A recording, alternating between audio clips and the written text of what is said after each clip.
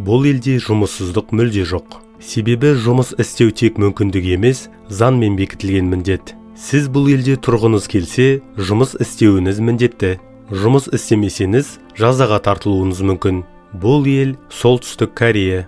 Мұнда әрбір адам мемлекетке қызмет етуі тиіс.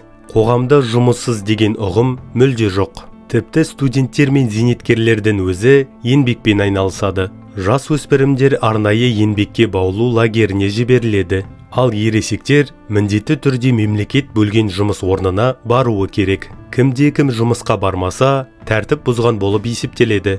Бұл мемлекеттің қатаң бақылауындағы еңбек жүйесі.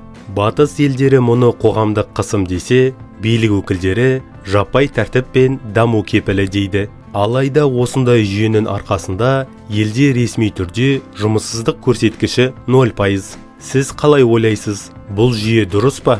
Пікір қалдырыңыз. Лүпіл басып, арнаға жазылуды ұмытпаңыз.